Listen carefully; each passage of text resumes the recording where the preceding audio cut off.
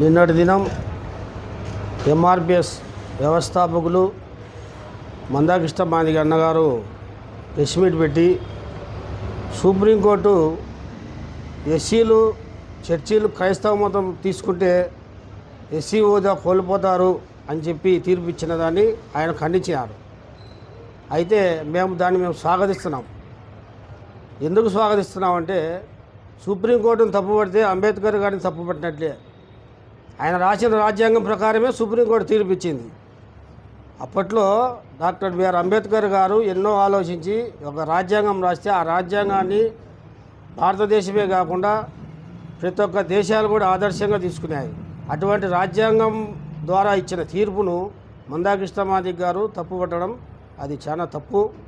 అదేవిధంగా కుల వివక్షత దీంట్లో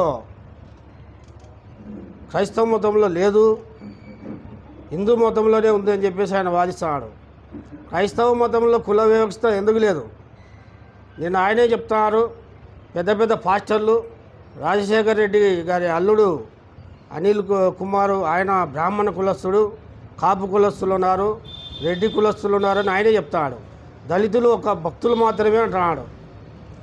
అక్కడ కూడా అగ్రవర్ణాల రాజ్యం ఉండేప్పుడు ఆ భక్తులు ఏదో హిందువుల్లోనే ఉండొచ్చు కదా. ఆ భక్తులు మేము అడుగుతున్నాం.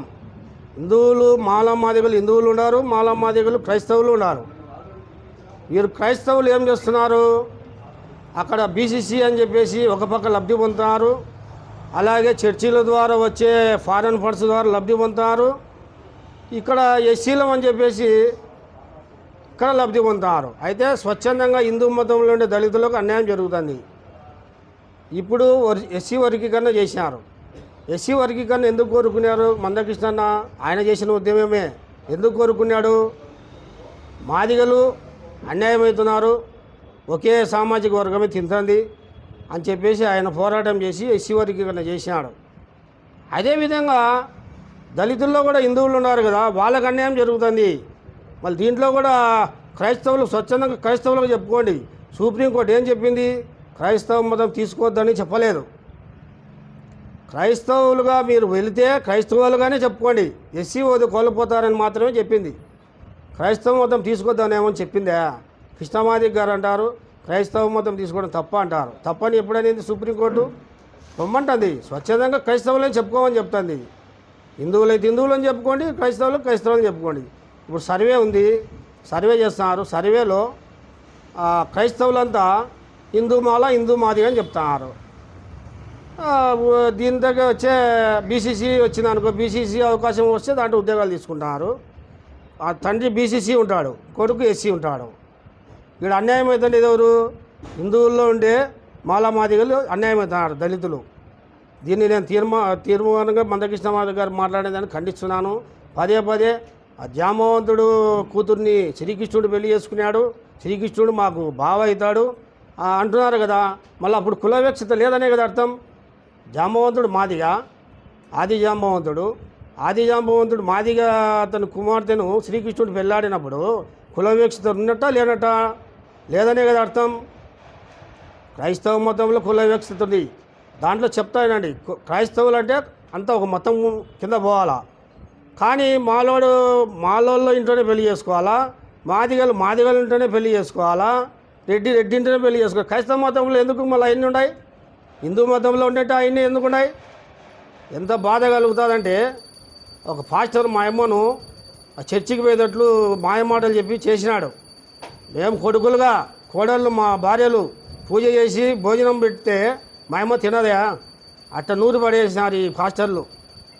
తింటే సైతాన్ అంట. అన్న మందకృష్ణ వెంకటేశ్వర స్వామిని సైతాన్ అంటారు పాస్టర్లు, శ్రీకృష్ణుని సైతాన్ అంటారు, మేము కొలిచే పెద్దమ్మ తల్లిని సైతాన్ అంటారు, రాయి అంటారు.